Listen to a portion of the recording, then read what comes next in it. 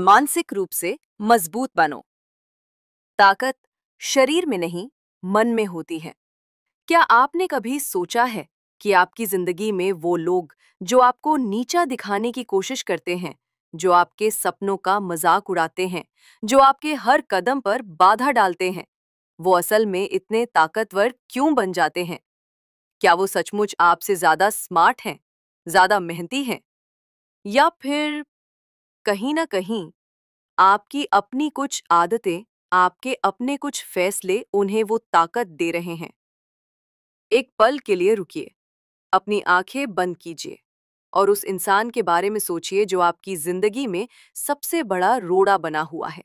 वो इंसान जो आपके हर कदम पर सवाल उठाता है, वो जो चाहता है कि आप हार मान ले। अब ये सवाल खुद से पूछिए, क्या मैं अनजाने में उसे और ताकत दे रहा हूं? क्या मेरी कोई आदत, मेरा कोई व्यवहार उसे मेरे ऊपर हावी होने का मौका दे रहा है? अगर आपने इस सवाल का जवाब ढूंढना शुरू कर दिया है, तो ये वीडियो आपके लिए है। आज हम बात करेंगे कि कैसे आपकी कुछ आदतें, कुछ छोटी-छोटी गलतियां आपके हेटर्स, आपके दुश्मनों, आपके प्रतिस्पर्धियों को और मजबूत बना रही हैं। और सबसे जरूरी, हम ये जानेंगे कि कैसे आप अपने मन की ताकत को जगा सकते हैं, क्योंकि असली ताकत दोस्तों शरीर में नहीं, मन में होती है। खंड 1, मानसिक ताकत का मतलब क्या है? सबसे पहले आइए समझते हैं कि मानसिक ताकत होती क्या है।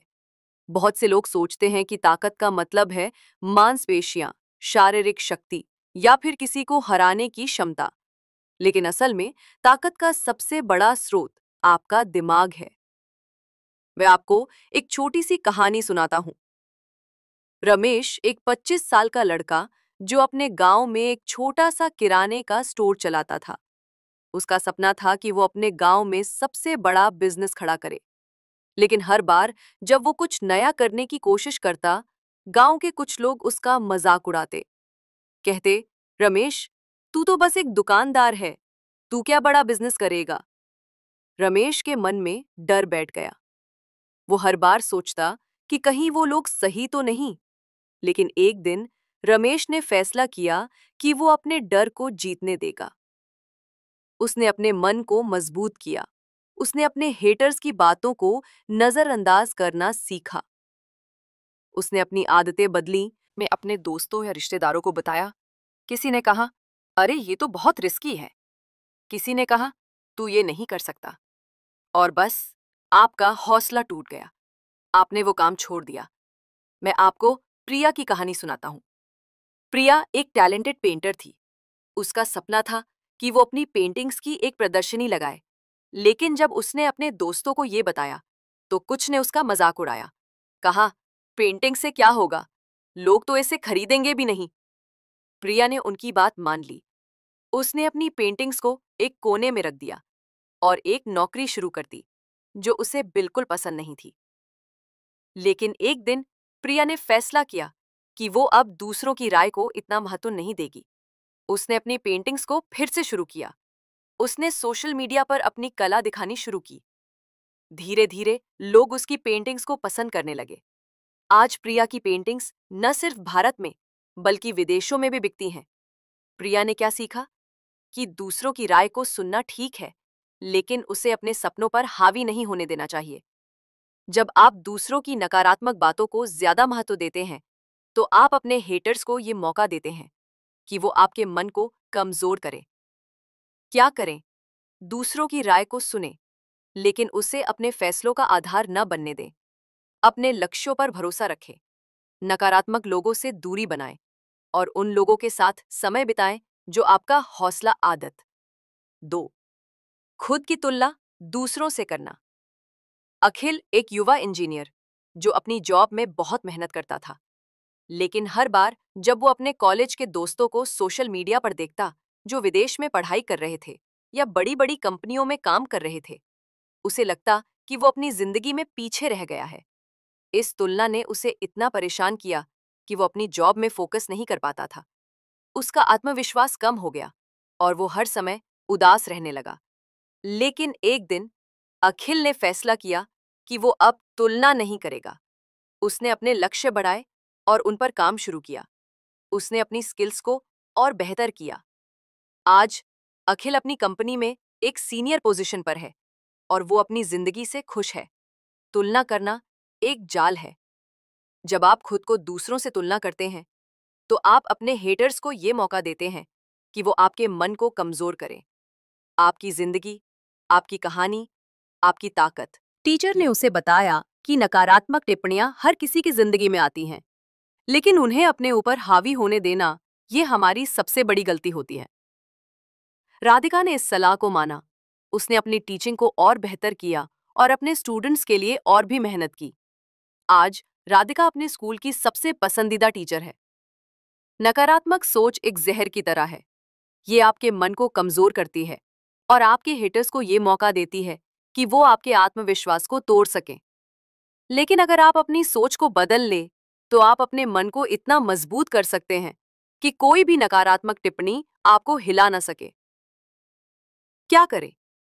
हर दिन कम से कम 3 चीजें लिखें जिनके लिए आप आभारी हैं। नकारात्मक टिप्पणियों को नजरअंदाज करना सीखें और सकारात्मक फीडबैक पर ध्यान दें। मेडिटेशन या माइंडफुलनेस प्रैक्टिस करें ताकि आप अपनी सोच को नियंत्रित कर सकें। खंड 3, मानसिक ताकत कैसे बनाएं। अब तक हमने उन आदतों के बारे में बात की जो आपके हेटर्स को ताकत देती हैं। लेकिन अब समय है कि हम अपने मन को इतना मजबूत करें कि कोई भी हमें हिला न सके। आइए कुछ ऐसे तरीके जानते हैं जो आपके मन को स्टील की तरह मजबूत बना सकते हैं। पहला कदम है आत्म जागरूकता, यानी खुद को समझना। क्या आपने कभी गौर किया कि आप दिन भर में कितनी बार अपने बारे में नकारात्मक सोचते हैं? मैं ये नहीं कर सकता, मैं इसमें अच्छा नहीं हूं, मुझसे ये कभी नहीं होगा। ये विचार आपके मन में आते हैं और आप इन्हें सच मान लेते हैं। लेकिन अगर आप इन विचारों को पकड़ना शुरू कर दें तो आप इन्हें बदल सकते हैं। मान लीजिए आप एक नई स्किल सीखना चाहते हैं, जैसे कि पब्लिक स्पीकिंग। लेकिन जैसे ही आप माइक के सामने खड़े होते हैं, आपका मन कहता है, मैं तो घबरा जाऊंगा, लोग मेरा मजाक उड़ाएंगे। यहां आत्म जागरूकता काम आती है। आप अपने इस डर को पहचानें, फिर खुद से कहें, हाँ, मुझे डर लग रहा है, लेकिन मैं कोशिश करूंगा। धीरे धीरे आपका डर कम होगा और आपका आत्मविश्वास बढ़ेगा। क्या करें? हर दिन 10 मिनट निकालें और अपने विचारों को एक डायरी में लिखें। अपने नकारात्मक विचारों को पहचानें और उन्हें सकारात्मक विचारों से बदलें। किसी मेंटर या दोस्त से अपनी कमजोरियों और ताकत के बारे में बात करें। दूसरा तरीका, असफलता को गले लगाएं। असफलता से डरने की आदत ने कितने ही लोगों के सपनों को तोड़। अपने छोटे से गांव में पली बढ़ी माया का सपना था कि वो एक डॉक्टर बने, लेकिन उसके गांव में लड़कियों को पढ़ाने की प्रथा नहीं थी। गांव के लोग कहते, लड़कियां तो सिर्फ घर संभालने के लिए होती हैं।